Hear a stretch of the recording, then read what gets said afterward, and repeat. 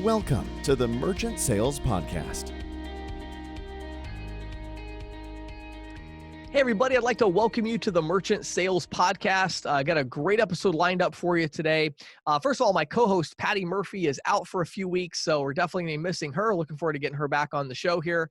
So we won't have the Insiders Report today, so that's why it's a little bit of a shorter episode. But we started off with an interview where we're talking about transaction-level data reconciliation. It is a extremely interesting episode. Actually did an interview with the same individual, Troy, about maybe 8 months ago or so. But we've got some new information and really diving into it. So it's really a great episode, especially for those of you that are focused on kind of larger merchant accounts. Keeping with that same theme, when we get into questions from the field, I'm talking about interchange optimization and some of these kind of more advanced topics and ways that you can save merchants money without simultaneously killing your margins. So if you have any interest in selling larger business types, larger merchants, or you just want to have a better understanding of the industry in general, I think you're going to love this episode. And I will give you one more spoiler alert. Make sure at the beginning of the questions from the field, you check it out, because I've got a new ebook that I've never mentioned on the podcast before that I'm making available on Interchange Optimization. It's totally free as usual. And so you're definitely going to want to get that information. So with all that said, let's dive into my interview on transaction level data. All right, everybody, I am here today with Troy Zentner. He is the CEO of Golden 8. How you doing today, Troy? Yeah, great, James. Thanks for having me on again. I appreciate it. Absolutely. So Troy and I did a podcast interview. When was that? Maybe a year ago? It's been a while. 6 months at least, I think. Super interesting, a very complex topic, one that's very important, but I got a lot of feedback from it and said, hey, well, let's do another one. Maybe we can, clarify some things. And so we're going to talk today about recovering lost transaction revenue for merchants.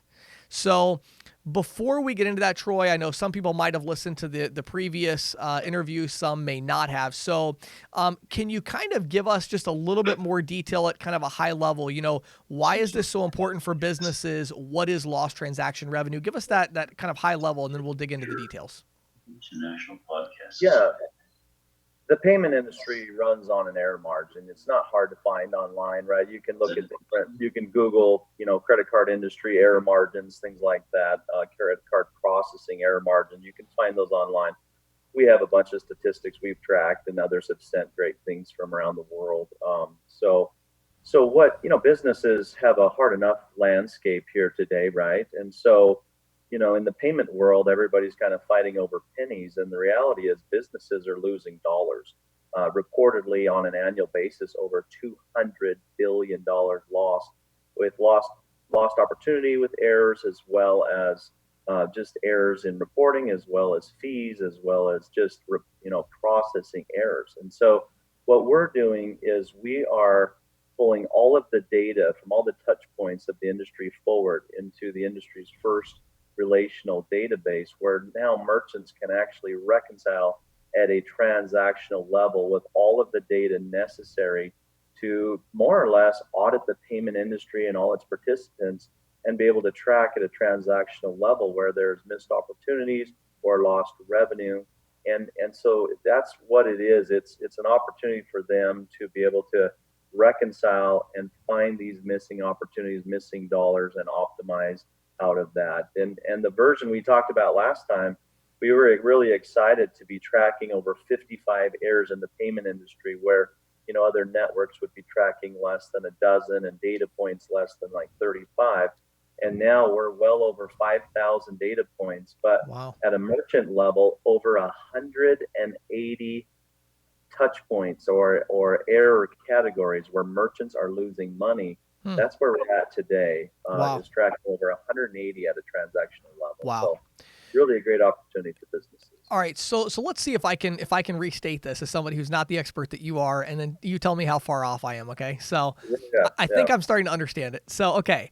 So what you're basically saying is businesses right now, they track they track revenue that they've actually collected. Maybe it's deposits from the bank. So like most businesses reconcile to the bank. So they see we got $915 from our credit card processor deposited to our bank account.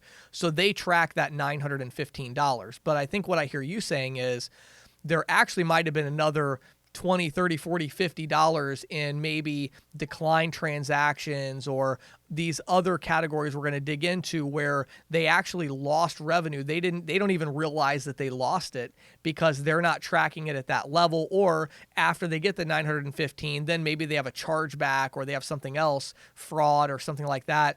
And so then maybe they're losing the money there. But what if I hear what you're saying right is most merchants are just tracking like deposit level or like, that bigger picture. Whereas what you're doing is helping them to look at a transactional level to know, hey, no, wait a second, you lost all this extra revenue, whether it's on the front end or the back end. Did I get that closer? Yeah, you're getting it. You're getting it. That's really good. No, but if I can add one thing, a couple things maybe, it's just, right, we've been trained to look at a batch settlement and then go look at the bank and make sure that got there. But when did you track, for example, prior to Golden 8, when did you track missed opportunity? Well, we didn't track missed opportunity. We erased failed transactions. So we don't see failures. We don't see missed opportunity. Right. So how did you quantify that? What was your success rate for your customer? Well, your success rate is, 85%, but it should have been 93. So, statistically, right, for the whole industry, we're running at a 52% decline rate. That's wrong. That's an error. So how much of that is missed revenue that could have been collected? So what we're doing is reconciling, instead of at the batch, there are mistakes inside of the batch. And so if you're not going into the 8 to 11 reports to truly reconcile at an off and a settlement and a deposit file, if you're not doing that for thousands of transactions, so humanly impossible to reconcile at this level, if you're not reconciling at that level, you'll never actually see the error, right? Because the error is inside of the batch as well as missed opportunity. So it's a technology advantage that's moving beyond what's humanly capable. And then imagine if you're trying to do all that reconciliation manually, which you're still going to have an error margin and can't find, but then imagine now that it will flag the errors for you. So it pulls accounting teams and CEOs and biz dev and customer service out of the chase for data into a whole new world of intelligence where they can now optimize behavior, efficiencies, and really the end result is maximizing your revenue and minimizing expense. Right. Yeah. And I mean, the numbers we're talking about here are enormous by industry standards, right? Like, most of the people listening to this podcast are figuring out how they can save a large merchant, 10 basis points or 12 basis points. You're talking about numbers like 4 to 7% of total revenue and stuff, right? I mean, is that kind of in the range that you're seeing? Yeah, I mean, in retail, it's common online, right? You can see it. We have, of course, our statistics as well, but national card brands will say, retail error margins run with missed opportunity as well as industry errors.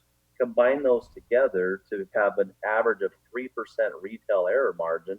And then on the retail or on the e-com side, which if you throw in recurring billing and some of that element, it's even higher, but it's averaging between 7 and 15%. So huge opportunities for businesses. And what they haven't calculated as well is the accounting errors, the reporting errors, the fee errors, right?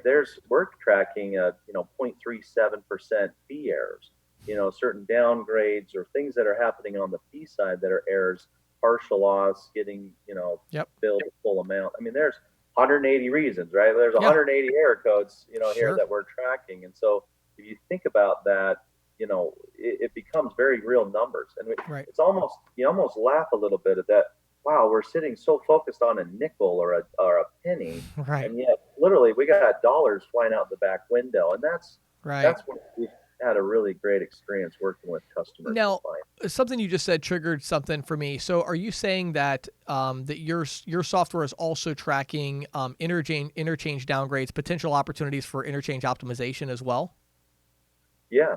Wow, Yep. that's cool. I We didn't realize track that. hundreds of millions of dollars, and on average, 94% of transactions are being downgraded. Well, Right, that's a data issue. That's a right, behavior optimization issue. right. So yeah, our technology actually has all the billing logic for all the card brands built in, has all of Interchange. So it's the only platform that can reconcile Interchange, but also do it to accrual accounting. So you Right. dial back accounting with, these businesses, and then part of their problem is, for all their other aspects, they'll be doing cash account or accrual accounting, but for credit card processing, because of the lack of data and intelligence, they can only do cash accounting. So for the first time, all of this data adheres to a standard where they can use it and truly track and optimize. So let me ask you a couple of other just kind of high level questions, and then I want to dig in a little bit more detail. So one thing I was Yeah. thinking about before this, obviously for us, what you and I would consider a smaller merchant, what a lot of individual agents might consider a little larger, but let's say 100,000 a month, right? So we have a liquor store or I don't know, something like this, retail store. They're doing maybe 100,000 a month in volume. That could be $500-$600 a month in additional lost opportunity, revenue there. Number one, do you work with a lot of businesses of that size, or is this mainly for the larger ones? And then if you do work with businesses of that size, help me understand how would they plug in your software and it magically makes them extra money, or is it alerting them that there are operational changes that need to take place? Like what do they have to do to get their hands on that extra money? Yeah, certified partnerships makes life a lot easier. Okay, so if you think about Main Street merchants, right? We're talking smaller merchants. We're talking Main Street merchants, community based. We love those customers, and we've been working with them for a decade, right? That's what makes America great, and so we need to help them to be able to track every penny. Sure. And truthfully, right, they don't have the resources that larger companies might have, teams, Right. right, Right. trying to track. And so it's one person in there once a day trying to make this all happen on the accounting side or whatever. Right. So we have to make it work for them. And so there's different experiences from, if you're under $10 million, so anything from 100 grand up to $10 million annually, that's a little bit different experience from those that are doing $1 million to about 300 million. And then from about 3 million up to, 4 or 5 billion is kind of where we've been. And so there are different experiences. So the Main Street, $1 million or less businesses, you need to work with certified partners where we have already optimized, right? We don't have to do custom optimization. We have certified partners where the data we get is good. Right. Good data in gives good results back, good intelligence. If you get a bunch of crappy data, it's Right. really difficult to push back a quality product of data or of intelligence and opportunity. Sure. So we have certified partners, gateways, point of sales, all of that have proven to push quality data, timely data, clean data, organic. And so we've taken that, and then it comes into this automation. So absolutely, we work with 66 different franchises today.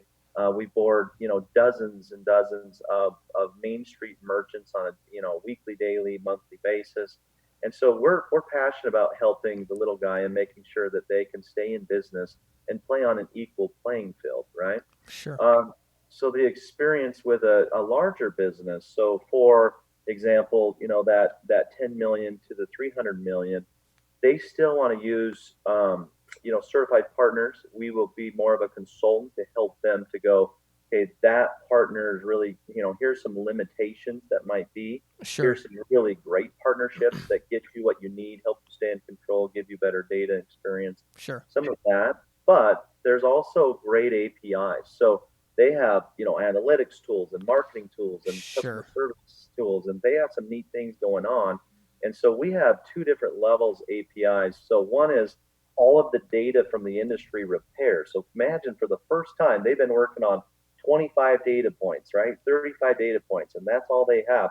And now all of a sudden, it's all organized into a relational database with thousands of data points into a simple API, but they can push it into their analytics, or they can write to an API that pulls from all of our analytics. So custom built reports, Sure. things that we know that, Right. 98% of the businesses need, we've pre-built. But imagine where a business's mind goes, or a CEO's mind goes, when he says, oh my gosh, for the first time, I have access to the first relational database in the payment industry, and I can pull out marketing and customer service, all these cool things. And Sure. of course, we have a dashboard for them that they can use as well, and they love. But there's a lot of cool things that can happen. And then on the big boys, right, those that are high majors, up in the billions and things, it's system optimization. So Right. it's heavy working with APIs and their teams to Right. push that, and then they'll use our database or they'll use our dashboards to kind of check things and make sure Cool. and kind of flag. But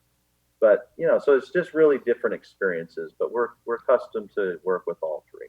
Awesome. Love it. Okay. So I think we got enough of the big picture. So let's get down to the nitty gritty details here. So, one of the things that I noticed, you talked a lot about, like on your website and things, are the declined transactions, or, I think you said it was from insufficient funds, which I'm assuming is declined transactions. So let's use that as an example, because I would think that'd be a pretty big category. Talk to us about that problem, and talk to us about how your software, together with maybe a change in operational procedure or whatever, how do merchants start to get some of that opportunity cost back? How do they get some of that lost revenue back from declined or insufficient fund transactions? Yeah, and it comes in a couple different ways. Okay, so one is, imagine, okay, national statistic is that 52% of declines are wrong. They're industry errors that should have been successfully fulfilled. Okay, national card brands. Wow, that's crazy. So big opportunity, right? So the other big plague in the industry inside of that is that we're all these participants, all these gateways and networks and card issuers, and everybody doesn't follow the same standards. So therefore, when data gets pushed to the card associations and for approvals, they get more and more of these general declines. And so what's happening is typically 50 to 60% of transactions that are declined, they actually can't give you a true reason or error code. And so gateways have simplified this back into 10, 12 different error codes. Networks have, card brands. It's all gotten more complicated, not less. And so basically what's happening is you're getting more general declines. So you'll literally see general decline, or you'll see a real famous one is do not honor, right? Well, what the heck does that mean? Right. Like, why not? Like, I want to honor it.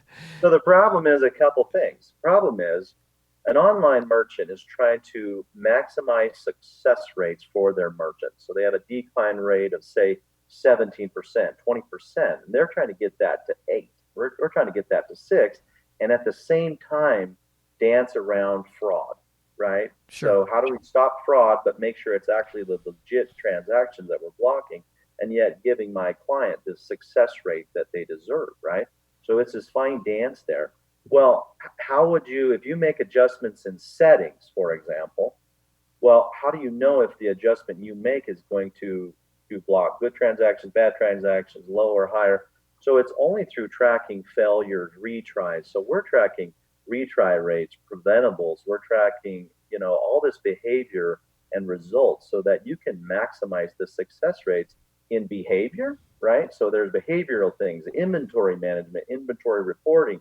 There's all that type of piece that needs to be optimized so you can fulfill and be paid. And there's that piece. There's settings and fraud settings. And so you're tracking failures as well as success rates. And that's today business like, well, I'm tracking success, but I only see what hit my bank, right? Right. Well, you're missing it, right? There's literally tens of hundreds of thousands of dollars leaving daily, weekly, monthly on missed opportunities because of inefficient behavior and systems. Right. So only with Golden 8 can you track that. So yes, okay, you got this do not honor. So here's the other side. So there's settings, there's that side as far as behavior, but now let's just talk hardcore errors. Okay, so inside of a do not honor, there's all these other errors that are preventable that end up back in customer service. So you bury your customer service calling cards, and especially if you're doing like membership stuff, recurring billing. Oh my God, it piles up really fast. Bad data, bad customer billing. And so what ends up happening is the burden gets pushed onto customer service. In reality, look at this statistic, 42% of those transactions can be fixed with a click. One click instead of a phone call and a ticked off customer. 42% of that could just be money in your bank and a product going out, right? Fulfilled. So big opportunity. And here's what's happening is they can't see it because it's buried inside of a do not honor or a general decline. And you get customers that, well, we reran it, or we load balanced it somewhere else or whatever to try to do that. The only ones they're getting without making an adjustment is the insufficient funds. So when I run something 3 times, I only got insufficient funds. The other ones all have to be adjusted before they'll go through. You could run them thousands of times. Won't matter. So think about that too. So fees, think about all the fees that are wasted because they keep having to retry. Yeah, authorization fees and everything else. Yeah, they're just guessing. Yeah. So if you had intelligence, you could say, oh, that's the fix. There's my click, money in the bank. Right. So there's really 2 sides. It's cleaning up your settings. It's cleaning up your declines. It's having intelligence. And then it's behavioral things that you'll find through the intelligence as well. So it's both. Yeah. So it's really interesting. I was thinking about 2 examples of this in our own business that we ran into. So one of them is, I remember at one point I was selling a couple of different training courses online, and they were both $95. Okay. But we were selling both of them individually. So people would come, they'd buy the first one, right? And then the second one always declined. And I'm like, what in the world? Why are these idiots paying us $95 and they don't want to pay us? And why are they trying to run their card again and they don't have enough money in their account? Yeah. Well, of course, as you probably already figured out, in our gateway, we had a setting that said, don't allow the same person to run a transaction for the same amount within 30 seconds or something. Yeah. So it was declining them, not because of any insufficient funds, which was our assumption, but because our own gateway was blocking the transaction from occurring. So we had to go in, change the setting to say, hey, let duplicate transactions run because they're trying to buy different things, and then it was fine. And you're seeing more and more gateways are trying to participate in fraud. They're trying to do more fraud prevention and things like that. But what ends up happening is because they're not as deep back into the technology side or the touch points as needed, that there's a lot of problems that are created. For example, authorized transactions. So think about all the e-com customers out there trying to compete with the Amazons of the world. Okay? Right. So they're all fulfilling off of authorizations. Well, there's a huge error margin from authorization to deposit. Right. So think about that where you have to track that all the way through. So something can be authorized, but then the card issuer can block it, and then the gateway can block it, or the fraud prevention tool. It can be authorized and then get blocked by a third party because of fraud prevention. So we've actually helped merchants save hundreds of thousands of dollars on an individual business level within a month, 2 months type of thing on just cleaning up these settings and tracking their pendings. The refunds are notorious for being authorized and then not going through. And so now you have chargeback issues and you have customers who think you try to steal something. And so there's relationship items that need to be handled. It's our opportunity with businesses has not been, can we find opportunity? It's how much opportunity and who's going to take what, because there's so much that needs to be done to optimize this. But we've streamlined it with great reports, making it easy. We'll take the heavy lift for merchants. But merchants do need to play a role in some of the parts, especially on like behavior and inventory and some of the type of stuff. It's really interesting. I hadn't thought of it until we're having this interview, but it really does sound very similar to Interchange Optimization, which I know is part of what you do. But, I've been very involved in solving that problem through our technology solutions and stuff with the proposal side of figuring out what they could save. But it sounds like a very similar problem, right? Where it's like you're doing the heavy lifting of identifying a problem, and then some of it can probably be automated. It's like, hey, we just need to change the setting, or we just need to add this additional piece of data or whatever. And then some of it might be an operational change, like with Interchange Optimization, maybe there needs to be a field added that you need to ask the customer for some additional piece of data in order to get level 2 or level 3.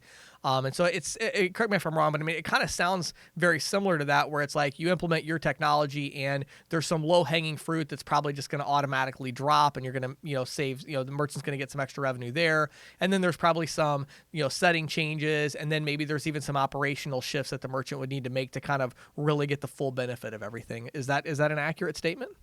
Without a doubt. Yeah, that's great. James, you're totally getting this here. So no, the reality is it's phases, right? The first phase, there's settings, there's things that can be done just with intelligence, right, by seeing statistics and trends that they've never seen before, right? What's your retry percentage? Never been able to see that. What's your failure percentage? Never been able to see that. What was preventable? Never been able to see that. Right. So there's all these things that they get to see now and go, oh, wow, let's optimize, our fraud settings. Let's optimize our gateway. Let's, data like you've talked about. There's all of that, right? But then you go in and go, now, did you realize that last month you had $80,000 in product that was declined because you don't have inventory, or you don't, and they were legit cards. This wasn't fraud. And you're kind of going through missed opportunities. So you're, right, or your reporting's too slow into your website. And there's all these little things that can be optimized. And so it's really, for us, it's an awesome experience with our merchants, because we really get to know them. We really care about their business, and we get to help them each step, kind of peeling the onion back to really optimize their revenue. So this is an entirely different experience than like merchant services, where you sign up and you maybe check a statement once a month. This is a team member coming in. Our success team managers all have accounting degrees. They come in and they've run businesses, right? And they're going, okay, we're billing specialists. Here's what we've done today. This is what you've saved. Here's what we've automated. Give us feedback. What did that save you in time? What did that mean for your accounting team? What did that mean for your customer service? So there's that whole element. And then it's like, okay, now next level is this. And it's really more of a partnership to really streamline businesses. Yeah. I mean, today, like we've had, record growth every month this year, and during COVID and all those type of things, because these are always a good idea, but now it's become urgent. It's become top priority. To be intelligent and efficient has become top priority. Handle e-com handles a whole new level of complication. To do that well, it's harder to keep a customer happy you've never seen. It moves fast. You got to do it right. So and this is the kind of thing that we're the partners to help merchants go there. That's why it's driven the success, even in these trying times. Yeah, I love it. All right, so last thing I want to get to, I want to make sure we have time for this, because the other big feedback I got from the last interview was some of the contacts I was talking to, they weren't quite clear on like, okay, this sounds amazing. How do I sell it? Like, what do? I want to do this, So what I did is I kind of wrote down here, kind of different groups or different kind of entities that would be looking to do partnerships. And I want to dig into this a little bit. So let's start off with our larger processing companies. These could be super ISOs. They could be actual processors, acquirers, but they've got, 50,000, 100,000, 500,000 merchant accounts. What is the opportunity for them to work with your company, and, what would be a first step for them in order to do that? Yeah, the head of biz dev is Marty Haas. We're excited to have him kind of channel this. So Marty at goldenait.com is his contact, and you can even reach out direct. 801-310-3200 is we're excited to. This is all about partnership. It's all about adding value. We are very partnership driven. We know that our goal is, imagine. Same people worldwide. It's the same card brands. It's the same networks. It's those types of things. So it's the same issues. So a lot of opportunity to help in different places, and that's what we want to do, is just help add value wherever we can. So awesome. For mega ISOs and kind of large groups, definitely partnership opportunity, rev share opportunities. Every one of your customers can't reconcile. They can't at a transactional level. They can't do accounting, accrual accounting. There's fulfillment. There's all these different things, and our technology is driven towards high and mid-major, accounting, the CFO type reports, things like that. So yeah, just reach out to us, excited to partner. We have partnered with, top one of the top three type networks in the world, card brands in the world. We're out there Sure. starting processes with adding value in front and center or behind the scene. We're, Sure. we're happy to do both APIs, partnerships, solving problems, consulting. We've done all of Awesome. that Okay. in the last while. So Great. And I guess that would be an opportunity you mentioned, I think, the word certified partner earlier. Is that the word? So this would be a situation where potentially if they have access to the data, they could be, start a process to maybe even become a certified partner. Is that the idea where they could provide that data? exactly. So Okay. software partners, ISO groups, acquiring banks have all reached out to us. We're helping. And certified partners means we're living by the same standard. Our goal is the same. That's it. That's the inline version. Is we want to fight for businesses. We want to make sure things are clean, transparent, and intelligent. Right. It's really our focus. So if that's your focus, and then we want to participate, right? We want to add value there. So awesome. So yes, and being a certified partner means you're going to push good data. You're going to help optimize their experience. It's that type of mentality. Got it. Okay, great. All right, so let's move to the next one, which is the smaller ISO. So this is more of a sales-centric organization. Maybe they're doing 50, 100, 200 deals a month. They are not doing underwriting or risk or any of that. So they're just mainly selling deals. Maybe they have a relationship with a couple of processing companies, and they're just selling deals. How would they gain access to be able to sell your software, and how would that partnership potentially look there? Yeah, we're boarding agent ISOs all the time internally. They can do some third-party stuff. We would like to talk to them about it. But again, it comes down to quality data and experience. So some of those situations are better streamlined working together than kind of fractionalized, right? Not every gateway is pushing good data. Not every partner pushes good data. And so we want to optimize that experience for the customer. But think about it. We've dealt with that, but we've been able to grow through it through the technology of in these times, certain merchants have fallen off or struggled, and usually the smaller merchants are the ones dealing with those merchants more the Main Street merchants, that haven't been able to pivot as fast or have resources to pivot as fast. And so we want to help those merchants. We also want to help those partners. So as an agent, you're going to have, they just took a hit. Typically 20-30% of their revenue was hurt, may have disappeared here because of the time, because of COVID and whatnot. And so, imagine being able to offer something that drives true value, not just, hey, you can pass the fees on, or something that's not, I would say not a true life-changing value, right? So this is something that changes the business scope, efficiency, revenue. And so that also creates revenue streams that do not exist for these agent ISOs today. And so you're getting exponentially better retention. You're opening doors to bigger, better customers, as far as being able to pivot and use of time and some of that type of stuff. So this is an opportunity for these smaller partners to also close gaps on revenue that they've been missing, and fill gaps of things that they might be hurting on right now, right? So drive new retention, better retention, fill gaps in their commissions, and open up the doors to new verticals, better bigger customers. And then just to clarify though, the structure of that, am I understanding correctly that what I hear you saying is there may be some third-party opportunities, but it's likely that an ISO that really would want to take this and run with it, they might need to even create, if they don't already have one, they might need to create a new relationship with one of your certified partners right? Is that the idea? Is that what I'm hearing you say? Yep. We have rev share SaaS models. We've built the technology to be agnostic and cross currency, so worldwide and with other processors. But that doesn't always work with certain partners, certain size, certain client base. It does work, and we have those partnerships going, but they have to board deals with somebody that's going to give you clean data. Yeah, many partners need to kind of jump on the team. We have the certified partners. We have this all laid out. It is optimized.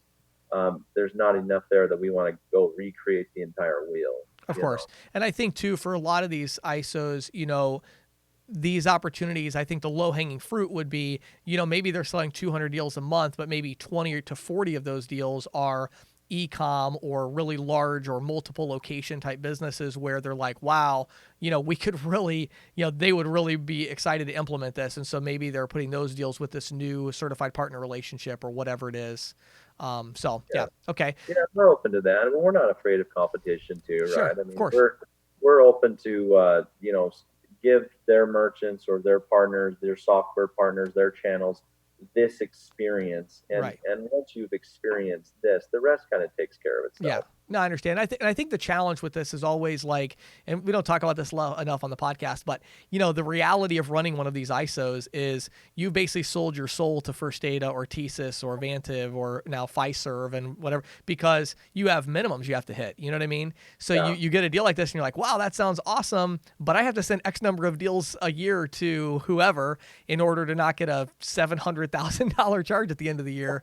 And so I think for a lot of them, it's like they look at that, but it sounds like with the inroads you're making, I mean, it's good for them to reach out. I mean, you may even already have an integration with one of the companies that they're already working with. And if not, maybe there's a percentage of the deals that would be better there. So I get it. So moving on to the next one, last one is just individual agent. So I'm an individual agent, especially I talk to agents all the time now who really do specialize in verticals. And many of them, it's with card not present. It's with e-commerce, larger merchant accounts, and they're looking for that inroad. Maybe they're already doing interchange optimization or other cost reduction, things. And so this would be like a really natural fit. So I'm assuming in that case, they would just, on those deals, they would basically just come sell for you guys or one of your certified partners and kind of integrate that. Is that the idea? Yeah, agent partnership's very easy, right?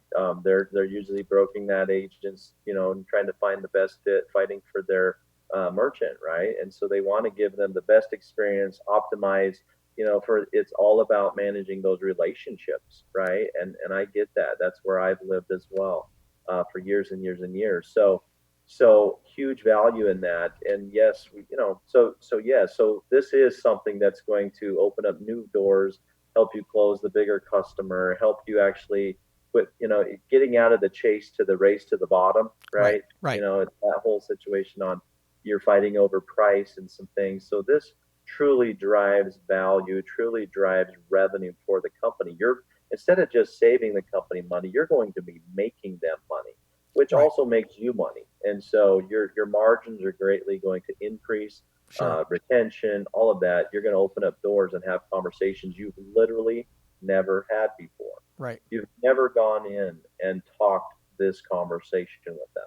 Right. AIT, automated intelligent technology.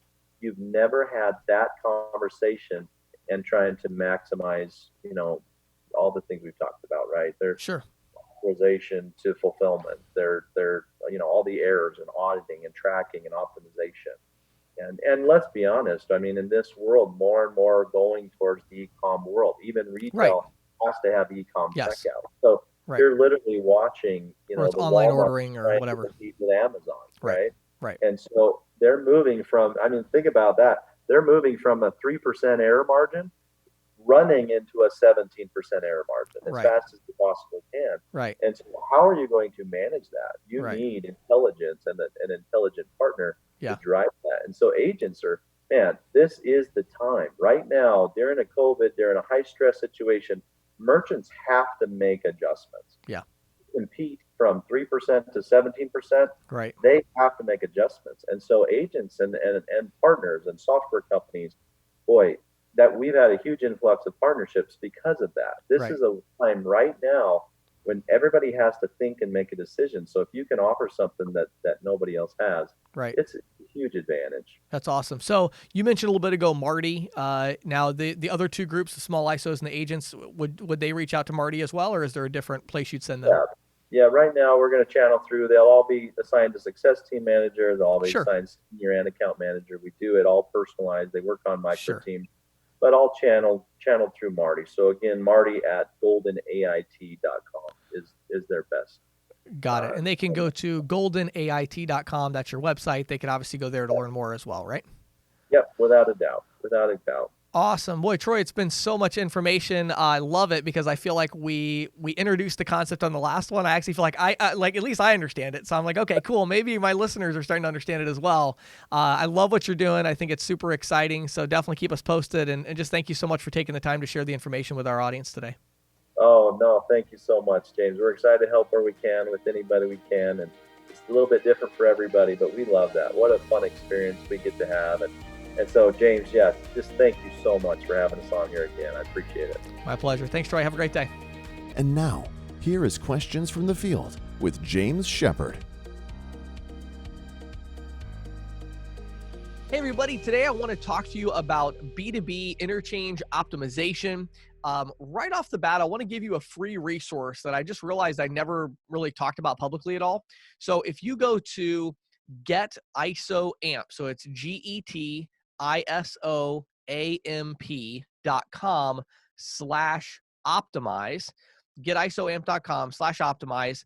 There's a free ebook that I wrote together with Eric over at PayTrace about interchange optimization. We talk about downgrades, B2B transactions, and a bunch of other things in this ebook. It's very, very helpful. So, I had the opportunity about maybe 3 months ago, I guess it was now, that I was working with PayTrace, and we created this interchange optimization feature on our statement analysis tool, ISO AMP, that I own. And so we were working on that, and through that process, it was very enlightening. I actually learned a lot about interchange optimization. But the interesting thing is, since then, I've learned like 50 times more about it, because we're in the process of completing our AI, fully like automated statement analysis process. We're still using a little bit of human intervention here, but at ISO AMP, our goal here, and you'll hear a lot more about this, I've got an upcoming event here in about a month or so, but our goal basically is to help ISOs to outsource statement analysis to us. So we're going to do the full process. We actually have, data entry team and analysis experts and all of that stuff. And then we're automating. So long story short, I've been seeing a lot of statements lately, okay? And I've been personally doing a lot of statement analysis because I wanted to really dig in and see how this is before I fully delegate it. I want to make sure I know what I'm doing and make sure that our system really works the way I want it to. So as a result, I've been doing a lot of statement analysis. And one of the big takeaways I have found is that interchange optimization is huge. It is a big opportunity. And even for merchants that process as little as $50,000 a month in volume, it can really be a game changer in terms of making the sale. And so I just wanted to take a minute in this kind of questions from the field segment, because I do get questions about optimization a lot, to just kind of answer some basic questions, like frequently asked questions that I get all the time about interchange optimization, okay? So let me just start at the most basic and work my way through, and I think you'll learn hopefully a little something from this segment. Number one, what is interchange? Well, interchange is the fee that is passed through from the issuing bank. It is a cost that is passed through from the issuing bank to the acquiring bank, which the acquirer, you could think of, TSYS, First Data, Elevon, et cetera. And so, the processing company, these are costs that are passed through to them.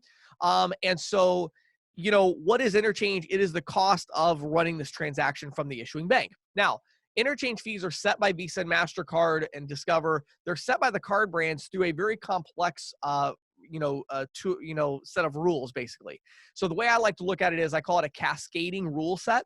And what that means is when a transaction runs, the card brands will look at that transaction and the issuing bank will look at it and they'll say, okay, wait a second, this transaction could qualify for 1.5% and 10 cents with this maybe level 3. Does it qualify for that level 3? No, it doesn't. It doesn't have the right amount of data. It doesn't have the right information that we need. So maybe it qualifies for level 2, which is 1.7% and 15 cents or whatever, does it qualify for that? No, it doesn't. Okay, well, then it would qualify for, this B2B transaction. That would be 2.5% and 20 cents. Does it qualify for that? No, it was actually batched 2 days after it was settled, which makes it not qualify for that. So then it becomes a downgrade. It's a standard downgrade and it's 2.95%, something like that. So what happens is that when a transaction is run, the issuing bank, through the card brand rules, they're looking in the system to basically see what is the lowest possible interchange category that this transaction would qualify for. They look at that and they just keep going until they find one that it qualifies for. So by changing, when we talk about like, so the first question is, what is interchange? That's what it is. Then it's like, what is interchange optimization? Well, interchange optimization is the use of technology and operating procedures to make sure that you're using best practices with each transaction to give that transaction the lowest cost possible. Okay. So one of the other follow-up questions I get all the time is it possible to take a merchant and reduce the amount of interchange that they're paying for their transactions? And the answer is absolutely yes.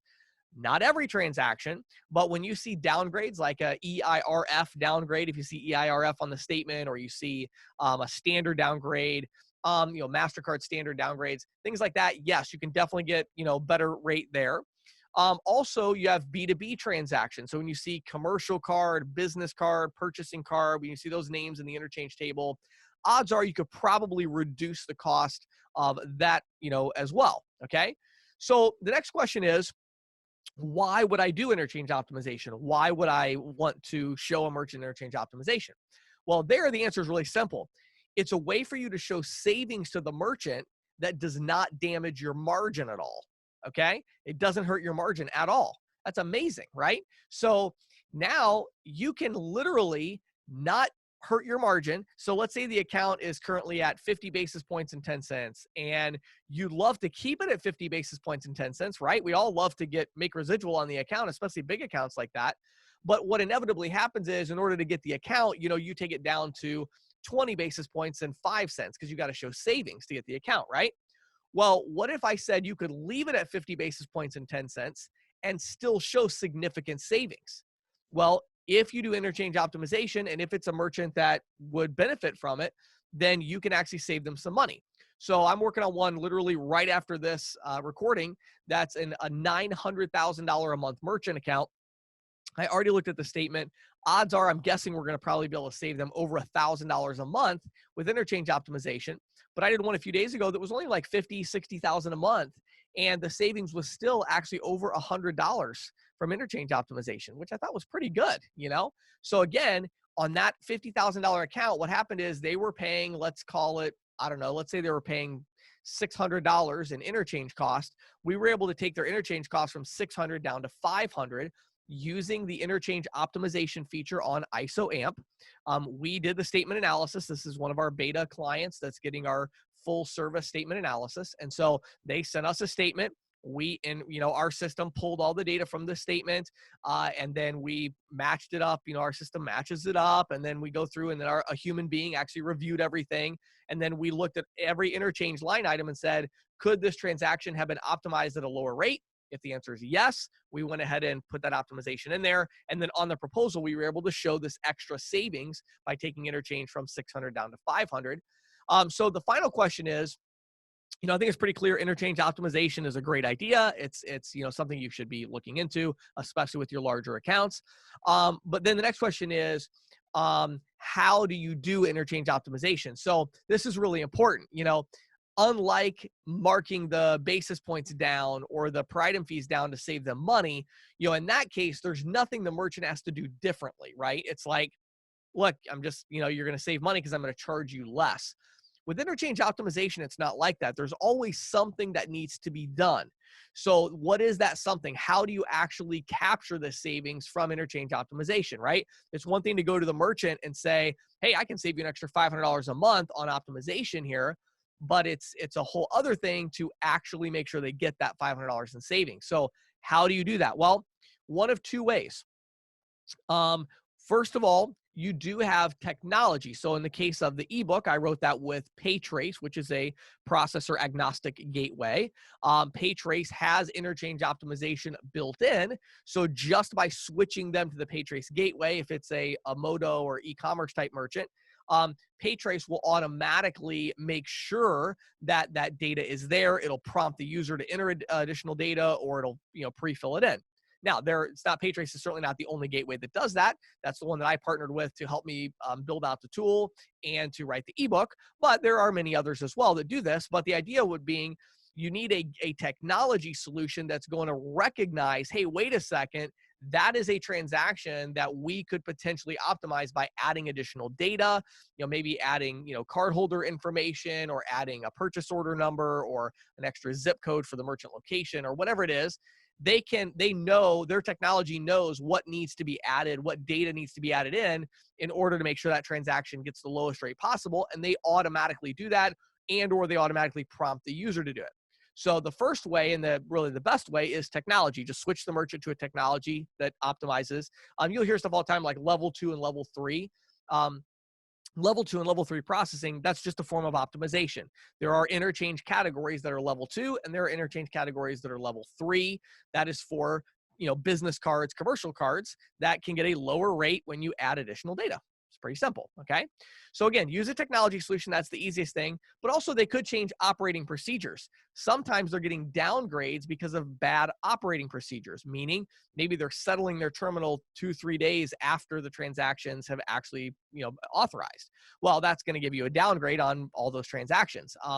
There's other things that can be happening. Maybe they're doing a tip adjust, but their business hasn't been set up with the correct MCC code, the correct business type. And so that they are currently set up as maybe a retail business that doesn't do tip.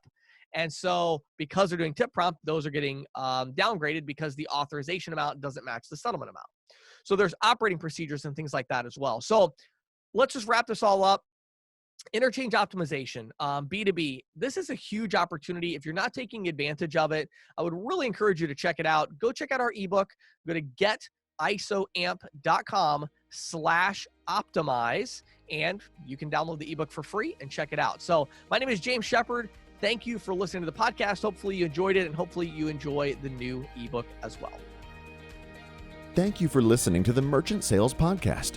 Whether you are an industry veteran, processing executive, or just trying to learn about the payment space, we appreciate your time. The Merchant Sales Podcast is a joint production of Greensheet.com and ccsalespro.com, and we hope you will tune in next week for more information and tips on building your merchant services business.